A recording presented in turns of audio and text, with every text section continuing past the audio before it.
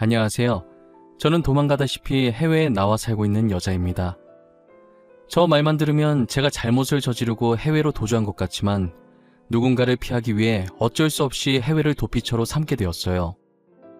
저를 해외까지 도피하게 만든 사람은 다름 아닌 제 여동생인데요. 저는 같은 피를 공유하는 사람이면 성격도 생각하는 것도 비슷할 줄 알았어요.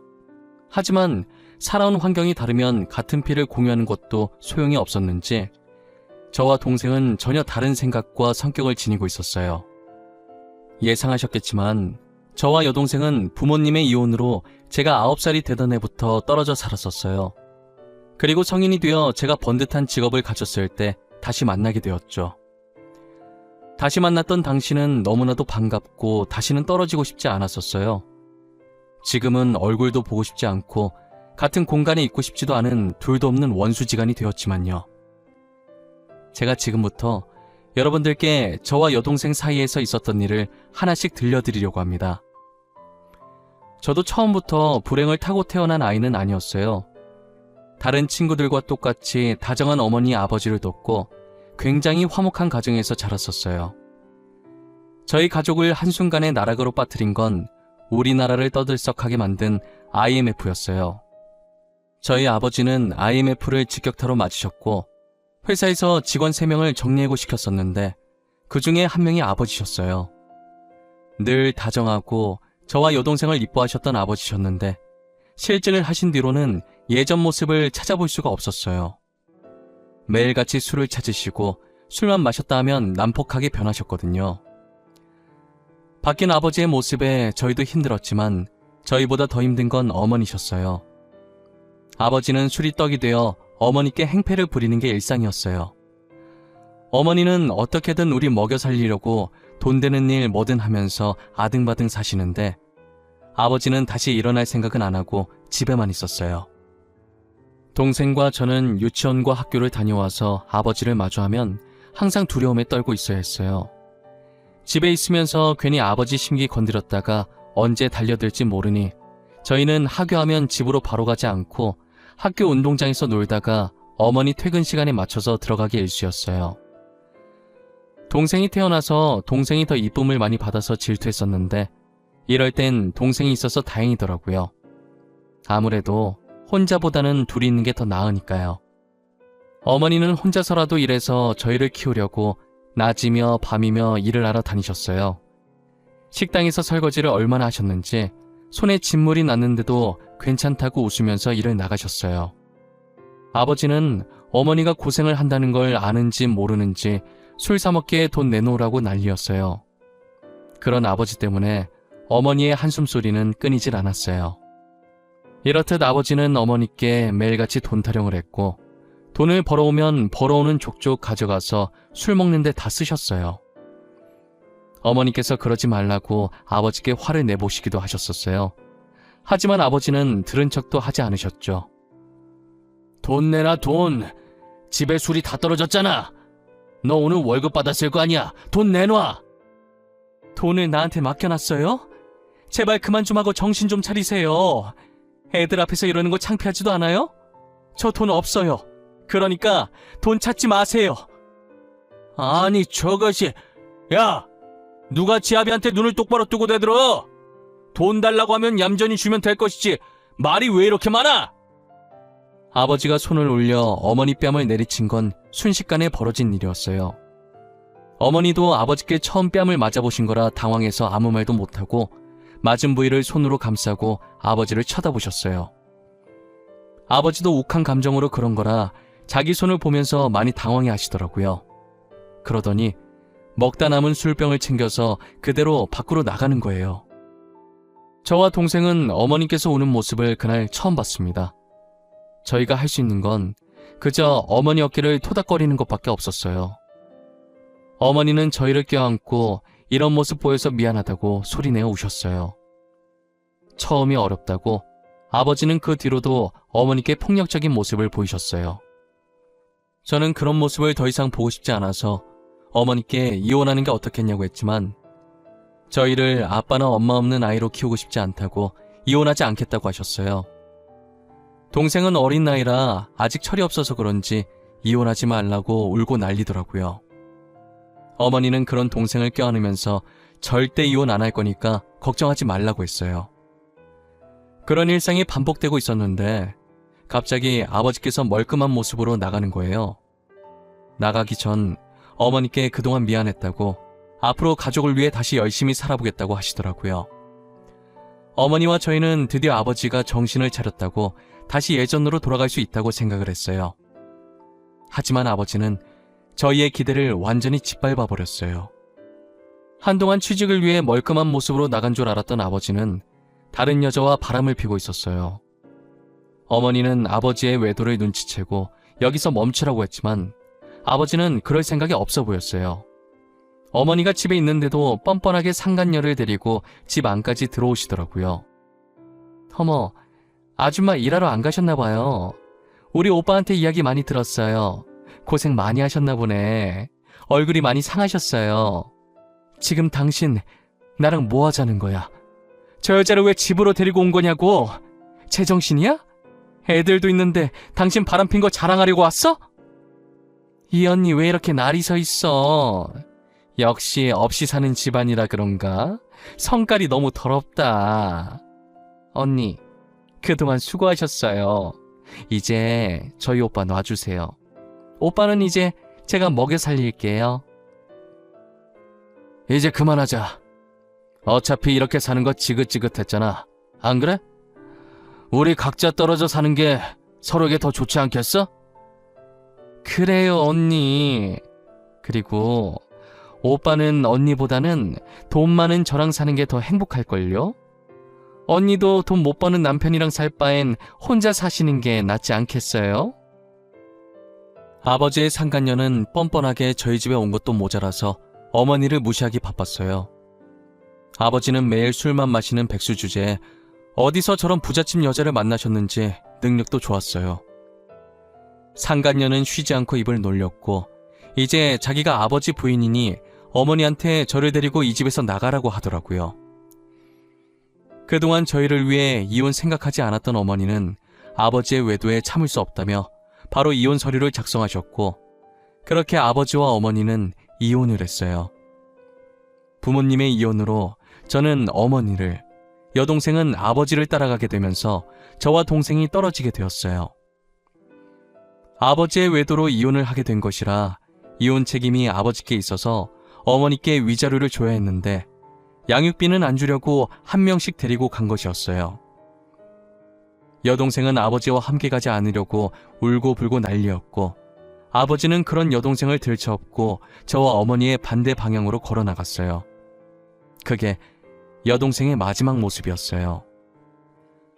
어머니는 이혼을 하시고 저 하나만 바라보며 열심히 사셨어요. 어떤 굳은 일이라도 마다하지 않으셨고 돈이 된다고 하면 무조건 하셨어요. 그런 어머니를 보고 어린 제가 할 수 있는 건 오로지 공부밖에 없었어요. 저는 자는 시간을 제외한 모든 시간에 책상 앞에 앉아서 죽어라 공부를 했어요. 어머니를 웃게 할 수 있는 건 나밖에 없다는 생각에 얼른 커서 훌륭한 사람이 되어 어머니의 고생을 덜어드리고 효도해야겠다는 생각을 했었어요. 정말 이 악물고 공부해서 고등학교 졸업할 때까지 전교 1등을 놓치지 않았어요. 저는 고등학교 졸업하고 바로 일자리에 뛰어들까 했지만 어머니께서 이대로 취업하기엔 제 성적이 너무 아깝고 대학을 가야 더 돈을 많이 벌 수 있다고 하셔서 대학을 가게 되었어요. 공부 말고 관심 있었던 게 디자인밖에 없어서 저는 패션 디자인 학과를 가게 되었고 대학교를 다니면서 알바를 시작했어요. 제가 막상 대학교를 다니다 보니 계속 욕심이 생기더라고요. 조금만 더 하면 더 큰 돈을 벌 수 있는데 내가 조금만 더 열심히 하면 좋은 곳에 갈 수 있는데 이런 욕심들이 생기면서 유학을 결심하게 되었어요. 어머니께 유학 얘기를 했더니 잘 생각했다며 자기 걱정하지 말고 유학 갔다 오라고 하시더라고요. 저는 학교 다니며 주말에도 아르바이트를 했고 방학에도 쉬지 않고 아르바이트를 했어요. 그렇게 한 푼 두 푼 열심히 모은 돈을 가지고 어머니 도움 없이 저 혼자 힘으로 유학을 다녀왔죠. 유학 가서도 생활할 돈이 필요해서 틈틈이 아르바이트를 했었어요. 제가 아르바이트 하는 곳에 저처럼 유학을 와서 일을 하게 된 한국인 남자 한 명이 있었어요.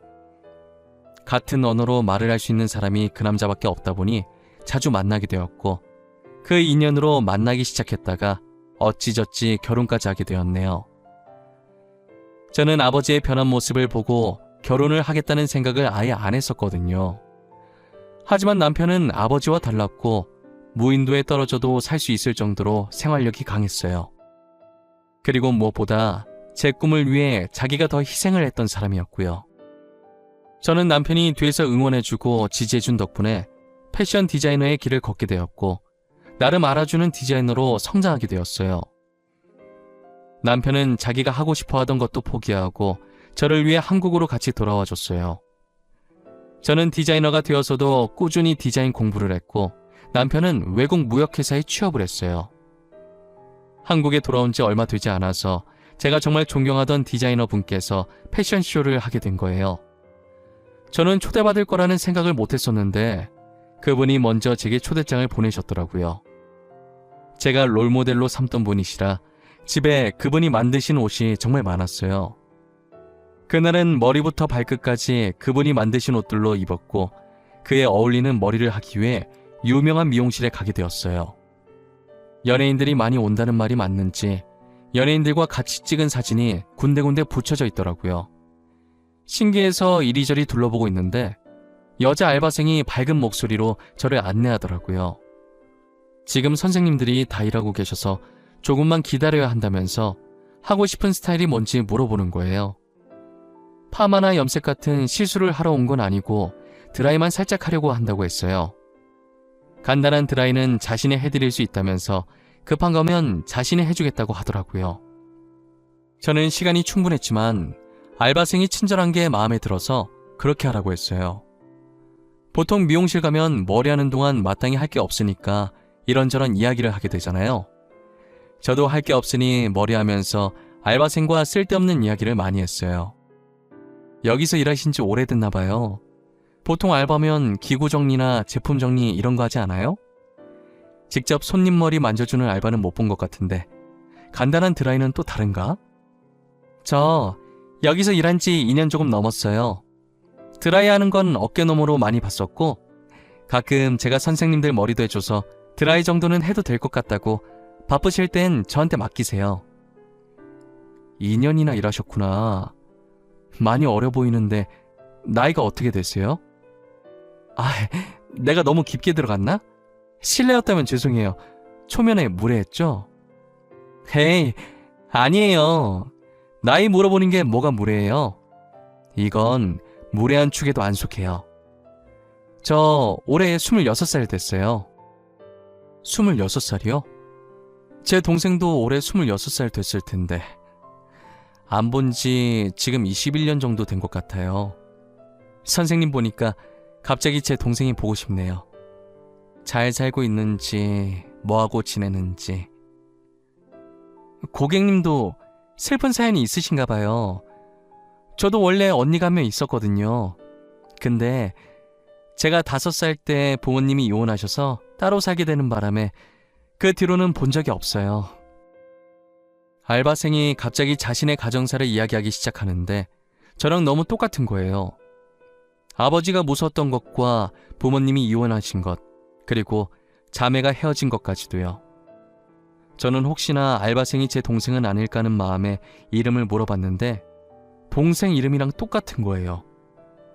이름을 듣는 순간 저도 모르게 눈물이 나왔고 동생은 머리하다가 갑자기 제가 우니까 당황해서 휴지를 들고 오더니 무슨 일이냐고 저를 달래더라고요. 저는 휴지를 건네는 동생의 손을 꼭 잡고 제가 언니임을 밝혔어요.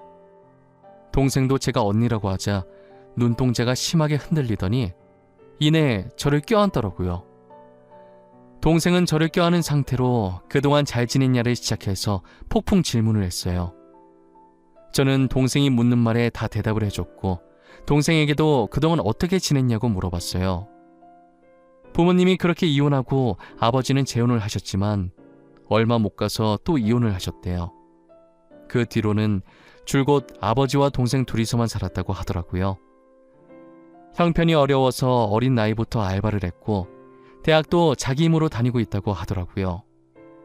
중간중간 휴학해서 돈 벌고 다시 등록금 내고 또 휴학해서 돈 벌기를 반복하면서 지냈대요. 그래서 아직 대학교를 졸업 못하고 아르바이트를 3개나 뛰고 있다고 하더라고요.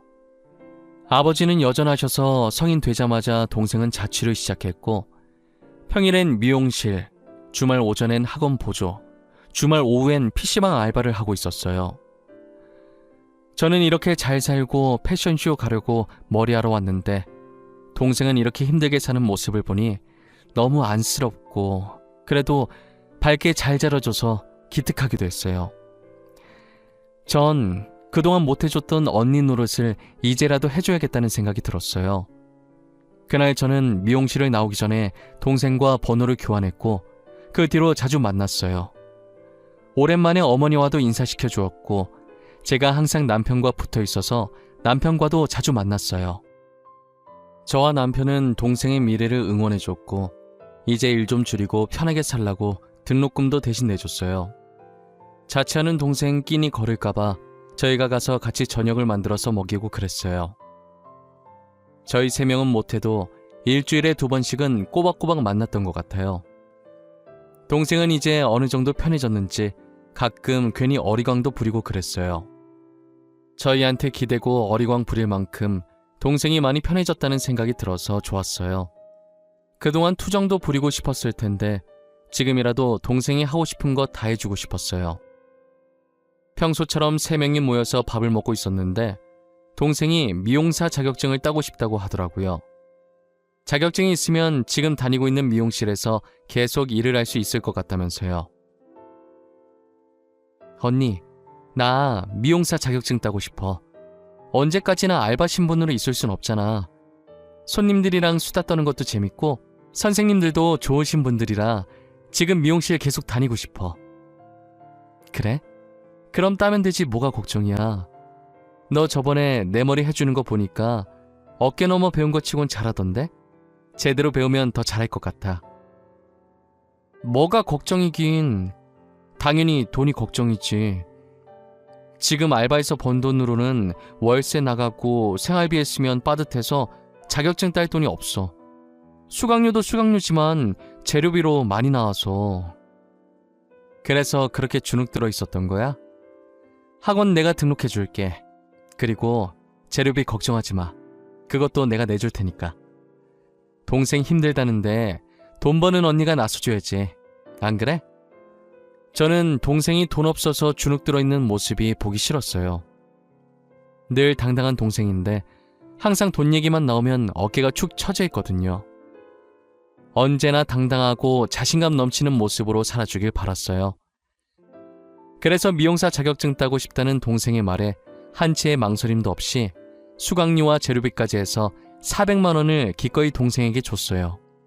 동생은 열심히 미용사 자격증 공부를 하는 것 같았는데 좀처럼 합격 소식이 들려오질 않더라고요. 저와 남편은 혹시라도 동생이 기죽고 하고 싶은 걸 못하고 포기할까봐 절대 포기하지 말라고 노력은 배신하지 않는다면서 끝까지 해보라고 격려와 위로를 아끼지 않았어요. 동생은 합격이 되질 않으니 이 길이 아니라고 생각했는지 갑자기 필라테스를 하고 싶다고 하더라고요. 요즘 자기 주변 친구들 다 하고 있다면서 돈 많이 버는 것 같다고 자기도 배우고 싶다는 거예요. 언니, 아무래도 미용은 나랑 아닌가 봐. 이만큼 했으면 안 되는 거야. 그래서 포기하려고. 그래서 말인데 나 필라테스 자격증 따고 싶어. 요즘은 필라테스가 유행이래. 좋아야 하는 거지. 유행이라고 다 따라가면 어떡해. 확실히 필라테스가 하고 싶은 거야? 당연하지. 나 너무 하고 싶어. 내 친구들도 이미 다 하고 있다더라고. 나도 몰랐는데 그게 그렇게 돈을 많이 번대. 그래서 나도 한번 해보려고. 언니가 나 좀 도와줘, 응? 그래, 알겠어. 네가 이렇게 나한테 부탁한 적이 없는데 얼마나 하고 싶으면 부탁을 다 하겠어. 그건 알아둬야 한다. 내가 자세 교정한다고 필라테스 다녀봐서 아는데 필라테스 만만하게 볼 거 아니야. 당연하지. 나 마음의 준비 다 했어. 진짜 잘할 수 있어. 언니가 나한테 투자한 거 아깝지 않게 엄청 열심히 할 거야. 자격증 따서 학원 운영하게 되면 내가 언니는 공짜로 받게 해줄게. 자신만만한 동생을 보니 이번엔 제대로 할 수 있을 것 같다는 생각에 돈을 줬어요. 몰랐는데 필라테스 자격증 따는데 최소 200만 원에 많게는 1000만 원까지 들더라고요. 저는 큰 마음을 먹고 더 많은 걸 배우라고 800만 원을 동생에게 보내줬어요. 오랜 시간 동안 못 본 동생이라 하고 싶다는 것들 다 해주고 싶어서 그랬던 건데 그러면 안 됐나 봐요. 동생은 제가 해달라는 대로 다 해주니까 점점 선을 넘으려고 하더라고요. 필라테스 할 때 입을 요가복에 요가 매트 사야 한다고 좋은 거 사게 100만 원을 더 보내달라고 하더니 얼마 지나지 않아서 필라테스 힘들어서 그만뒀다고 요리학원 등록할 거라고 돈 달라고 하는 거예요. 저는 계속되는 요구에 보내줘야 하나 말아야 하나 하다가 이번이 마지막이라고 하고 돈을 보내줬어요. 돈을 보내준 뒤로 저도 갑자기 디자인 의뢰가 들어와서 바빠지는 바람에 동생을 보지 못했어요. 작업에 들어가면 외부에서 연락 올 곳이 많아서 동생에게 따로 연락할 시간도 없어요. 그래서 가끔 남편을 보내서 동생 잘 지내는지 확인을 부탁해서 안부를 듣는 게 다였어요. 한동안은 계속 콜라보 작업이다 뭐다 해서 일이 많이 들어와서 동생 머리카락도 못 봤어요. 그러다 남편이 되게 진지한 표정을 짓고선 저를 부르더라고요. 너무 진지하게 할 얘기 있다길래 잘못한 것도 없지만 괜히 겁을 먹었어요. 슬금슬금 남편 앞으로 가니까 남편은 되게 난처하다는 듯 제게 자신의 휴대폰을 들이미는 거예요. 갑자기 들이미는 휴대폰에 이게 뭐냐고 눈짓했고 남편은 일단 한번 보라고 하더라고요. 저는 남편의 폰을 받아들었고 화면에 떠있는 메시지 창을 읽었어요. 이상한 사진과 함께 어떤 여자가 남편한테 오빠 오빠 하면서 문자를 보냈더라고요. 남편은 답장한 게 없길래 더 있나 싶어서 위로 올려보니 이런 문자를 보낸 게 한두 번이 아니더군요. 누가 이딴 걸 남편한테 보낸 건지 보려고 문자창에 떠있는 번호를 봤는데 처제라고 저장되어 있는 걸 보니 제 여동생인 거예요. 언제부터 문자 온 거냐고 했더니 제가 한참 일하느라 동생을 못 챙겼을 때부터라고 하더라고요. 남편은 제가 시키는 대로 동생 챙겨주러 간 것뿐인데 동생은 혼자 착각을 하고 남편에게 흑심을 품고 어떻게 해보려고 사랑 가득한 말과 함께 자신의 이상한 사진을 보냈던 것이었어요. 아마도 남편을 꼬실 겸 제가 이걸 보고 오해를 해서 남편과 헤어지길 바랐겠죠. 저는 이걸 가만히 두면 안 되겠다는 생각을 했고 남편 휴대폰을 들고 곧바로 동생의 집으로 갔어요. 당시 제가 무슨 정신으로 운전을 했는지도 모르겠고 도착해보니 15분 걸릴 거리를 9분 만에 왔더라고요. 차에서 내리자마자 엘리베이터 기다릴 여유도 없이 계단으로 동생 층수까지 뛰어 올라갔어요. 저는 동생 집 비밀번호를 누르고 문을 열자마자 동생 머리채를 잡고 따졌어요. 이 기집애 진짜 미친 거 아니야? 감히 언니 남편을 꼬시려고 해? 네가 지금 제정신이야? 내가 지금까지 너한테 어떻게 했는데 사람 뒤통수를 이렇게 치고 있어? 이거 놔! 내가 꼬신 게 아니라 형보다 나를 좋아했어. 진심으로 사랑했다고. 우리 사랑을 방해한 건 언니야. 언니 때문에 형부가 나한테 못 온 거라고. 네가 일방적으로 한 게 뭐가 사랑이야. 내가 네가 보낸 문자 안 본 줄 알아? 자, 여기 있다. 네가 보낸 문자. 너만 주구장창 보냈지. 우리 그이는 답장한 거 하나도 없어. 안 보여? 답장을 안 보낸 게 아니라 언니 때문에 못 보냈겠지. 상혁 오빠, 나 진짜 좋아해. 언니가 아니라 나를 좋아한다고. 언니는 가진 것도 많으면서 욕심이 왜 이렇게 많아? 상혁 오빠, 나한테 내놔! 망상도 병이라더니 너를 보니까 그 말이 딱 이해가 간다. 불쌍한 것. 너는 평생 망상이라면서 한심하게 살아. 그동안 내가 너한테 해준 게 아깝다.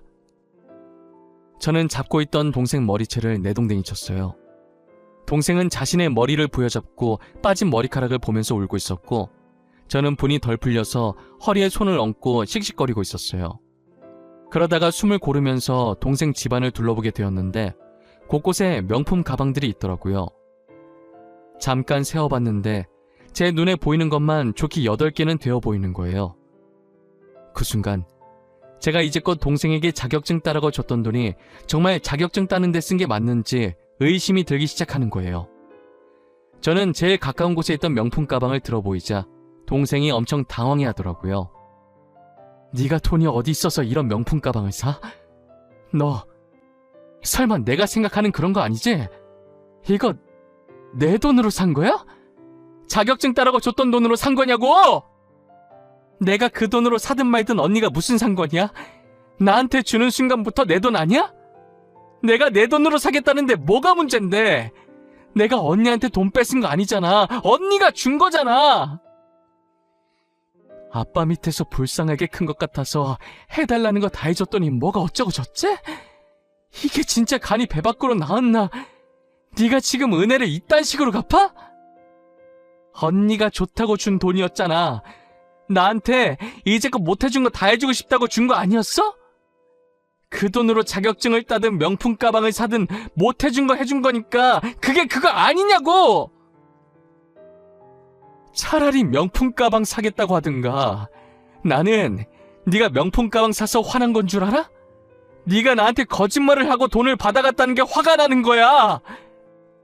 꼴랑 돈 몇 푼 준 거 가지고 되게 가르치려고 드네 진짜. 돈 좀 번다고 저렇게 나대도 되는 거야? 누가 보면 지가 내 엄만 줄 알겠어.